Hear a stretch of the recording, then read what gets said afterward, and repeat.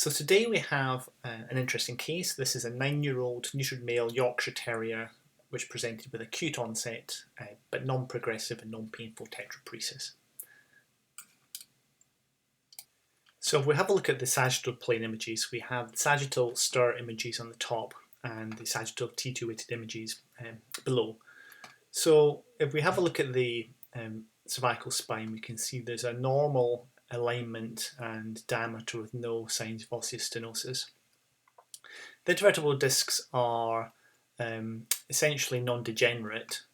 So here we have the normal nucleus pulposus, which should be T2 hyperintense. And the most obvious thing I think is at this level here at C3-4, where compared to the adjacent discs, we can see that there's a reduction in volume of the non-degenerate nucleus pulposus. And then additionally, we have this mild protrusion of the dorsal annulus. And then I think probably best seen on the stir images, we have abnormal hyperintense tissue or fluid, which is similar in signal intensity to both the CSF in the subarachnoid space and also to the non-degenerate nucleus pulposus. So this abnormal material or fluid appears in the sagittal plane images to be displacing dorsally and compressing the spinal cord. So here we see quite nicely this reduction in cord size, but also dorsally we have this attenuation of the subarachnoid space. So the changes here appear to be epidural in space, extradural in location, and are confined to the region of this abnormal C3-4 intervertebral disc. If we look a bit more closely on the sagittal stir image, we can see that there appears to be, in addition to this reduction volume of the non-degenerate C3-4 nucleus pulposus, if we look very closely, we can see there appears to be this linear cleft or projection of this nuclear material into the dorsal annulus at C3-4. So here we have the impression of a small defect within the annulus.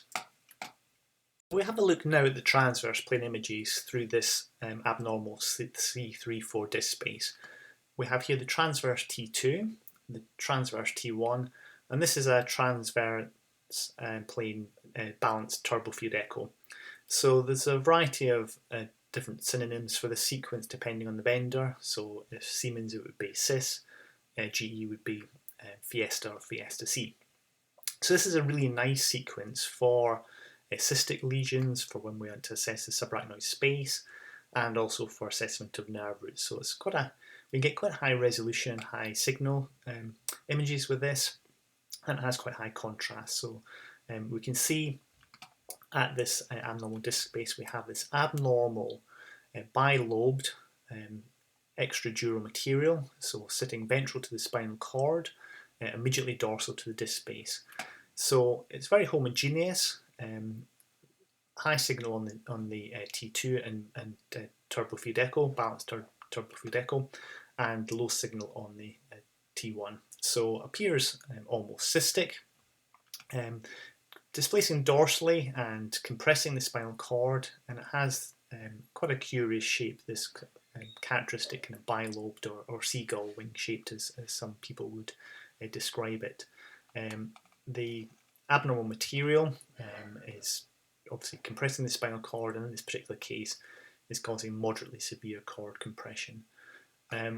Due to the relatively low spatial resolution on this particular image, we have quite a lot of truncation artifact, so it's quite hard to evaluate whether we have any signal alterations within the spinal cord. In conclusion, the MRI shows the presence of an abnormal C3-4 intervertebral disc where we have reduced volume of non-degenerate nucleus pulposus and a small defect within the dorsal annulus. Immediately dorsal to the abnormal disc, we have extradural compression by abnormal fluid signal material, which is isointense to non-degenerate nucleus pulposus.